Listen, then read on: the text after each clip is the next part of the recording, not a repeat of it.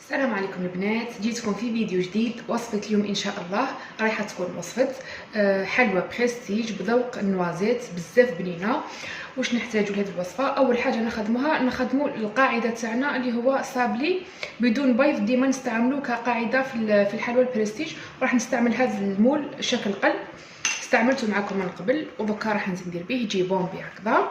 اول خطوه واش عندي؟ نخدموا لاباط. عندي 75 غرام مارغرين، عندي 2 ملاعق زيت نباتي، 2 ملاعق حليب بودره، و2 ملاعق سكر ناعم ما فيهاش البيض. هذو المكونات نخلطوهم مليح مع بعضهم ونلموا لاباط تاعنا بالفارينه.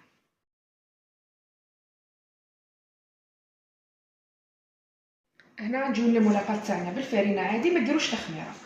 واذا حبيتو ديروا الخميره ديروا رشه فقط، حوالي غرام ولا 2 غرام يكفيو. ونلموا لاباط عادي بلا ما نعجنوها باه تبقى مبسه. هنا البنات بعد ما تلميت لي لاباط تاعي نجيو نحلوها في بلاستيك غذائي باه تجينا ليس، تساعدنا الخدمه. نحلوها طبعوها عادي باي مول، يعني على حساب المول اللي استعملته. انا راح نستعمل قلب، مول قلب لازم نطبع القاعده شكل قلب هكذا. السمك ما ترقوهش بزاف، خليوه شويه خشين ونجيو نطبعوه. هنا كما راكم تشوفوا عندي طابع شكل قلب على حساب المول تاعي، نجيو نطبعو فوالا هكذا.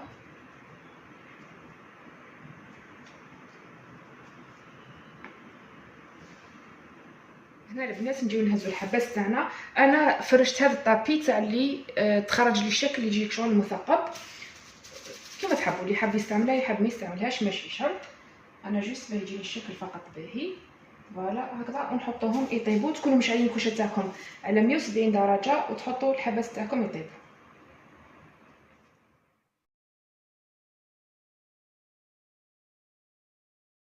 دوكا البنات نجيو نديرو المرحله الثانيه اللي هي الشوكولا. هنا عندي شوكولا اوبتيلا بالحليب، تقدروا تستعملوا السوداء تجي ثاني بزاف بنينه. انا اليوم راح نستعمل بالحليب. تجيو تحطوها على حمام مائي مع شويه زيت، حوالي 4 أو 5 ملاعق زيت. من بعد كي تذوب تميكسيوها باه نتحصلوا على لمعان للشوكولا تاعنا. دوكا راني موجده حمام مائي مباشره نحطها تذوب مع 3 ملاعق زيت. هنا البنات تجيبوا مول سيليكون تاعكم اللي الشكل اللي حبيتوه، ماشي شرط ديروا كيفي، تغسلوه ولازم تمسحوه يا البنات باه الشوكولا تاعكم تجي تبريي وما يجيش فيها شوائب.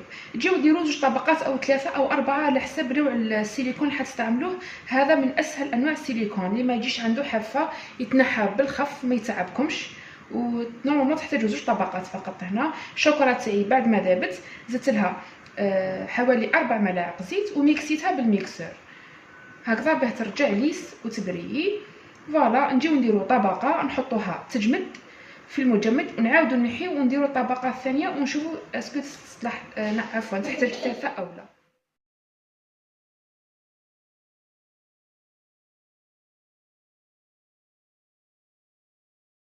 هنا البنات راني حطيته في المجمد ونجي ندير لا دوزيام كوش هكذا. بازيو على الحواف او اي فراغات تلقاوها نعاودوها فوالا هكذا، ونعاودو نرجعوهم للمجمد ونشوفوا اسكو يحتاجوا طروازيام كوش ولا لا.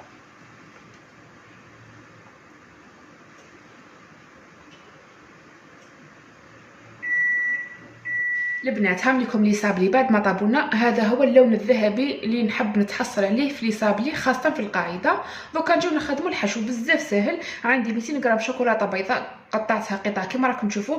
عندي 100 غرام كريمه سائله، استعملوا اي وحده صومام ولا بطوش، اي وحده سائله وما يهمش درجه الدهون فيها، استعملوا اي وحده. ونحتاجوا 120 غرام مكسرات محمصه ومرحيه. انا درت نوازيت وجوز. لازم لازم لازم يا البنات تحمصوا المكسرات تاعكم ما تستعملوهمش هكذاك. ونحتاجوا ملعقه من كريمه البوينو، استعملوا اي مارك تكون متوفره في الاسواق ما يهمش. اول خطوه نديروها نجيو نسخنوا لا كريم فريش تاعنا حتى تلحق درجه الغليان ونجيو نصبوها. هنا البنات صبيت لا كريم فريش تاعي وهي سخونه فوق الشوكولا تاعنا. تبقاو تحركوا بشوي هكذا حتى نذوب لنا. وهنا نسيت نذكر لكم 30 غرام او 40 غرام شاميه، يعني حلوه الترك تجي بزاف بنينه مع النوازيت. نخلطو مليح حتى نذوب فوالا هاي لكم بعد ما ذابت لي. دوكا نضيفوا حلوه الترك وهي دافيه باه تذوب لنا، والمكسرات تاعنا قلت لكم 120 غرام مكسرات مرحيه وتقدروا تستعملوا اكثر. نحركوهم مليح.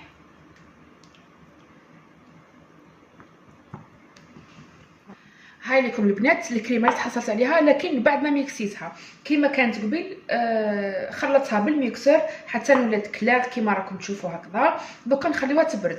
دوكا تحبوا تضيفوا لها ملعقه تاع كريمه البوينو دوكا، ولا تخليوها من بعد نديروها كطبقه وحدها كيما تحبوا. انا راح نخليها باش نديرها كطبقه وحدها. فوالا هاو لكم الخليط نخليوه يبرد من بعد نستعملوه. دوكا البنات دوك نعطيكم لكم هذه الفكره اللي راح نديرها. تحكموا الحبه تاعكم وتجيبوا موس يكون مسنن كيما هكذا منشار كيما نقولوا، ولا اي فكره. انا لقيت هذه الفكره عندي. ونجيو نحطوا الكاطو تاعنا في الكونجيلاتور يبرد، من بعد نجيو نديروا الفكره هذه باش نتحصلوا شغل على شكل يكون مشتي ولا مخطط هكذا كيما راكم تشوفوا. اختياريه لكن حتمد الشكل بزاف باهي هكذا بشوي فقط. تحبوا ديروها بعد ما تعمروا الكاطو او قبل كيما تحبوا هكذا. فوالا هكذا حتى نخلصوا الحبات كامل. انا البنات عندي كريمه البوينو تاعي، قلت لكم استعملوا لا مارك اللي تحبوها، سينو تقدروا تستغناو عليها تماما، ماشي شرط ديروها، تكتفيو بكاناش المكسرات والشوكولا اللي استعملناه. لكن كريمه البوينو حتزيدنا بنا نديروا طبقه في الاسفل هكذا. تقدروا ديروا فوقها نوازات مدششه يعني قطع كبيره، انا مانيش راح ندير، انا نعطيكم اختيارات نتوما دبروا راسكم. نديروا كميه مليحه من كريمه البوينو فوالا هكذا. ودوكا البنات نجيبوا الكريمه تاعنا. شوفوا كيف حكمت روحها، كراف حاكمه روحها ما تخافوش كي تكون سائله. شوفوا كي تبرد كيف تحكم روحها. شوفوا دوكا نجيبوا نديروا طبقه من هذه الكريمه نغلقوا بها الكاطو تاعنا تماما. فوالا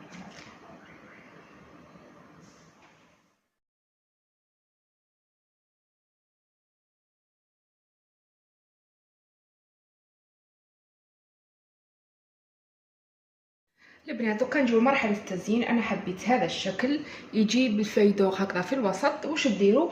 تحكموا بانسور ديك مع شويه ماء عادي، تحكموا الحبه تاعكم ديروا خط هكذا في الوسط بالماء، وتبداو تحطوه في الورق الذهبي تاعكم اللي عند هذاك الملقط اللي نخدموا به يكون اسهل. فوالا وديروا طريق في الوسط هكذا حتى تخلصوا الحبات كامل.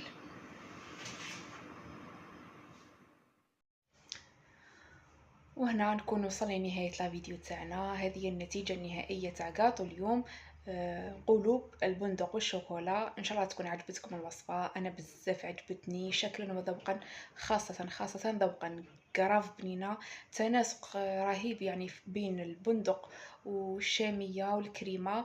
نتمنى تجربوها وتخليوا لي ارائكم وتطبيقاتكم وتعليقاتكم في جروبي كويزين بريتي سوسان. تهلاو في رواحكم.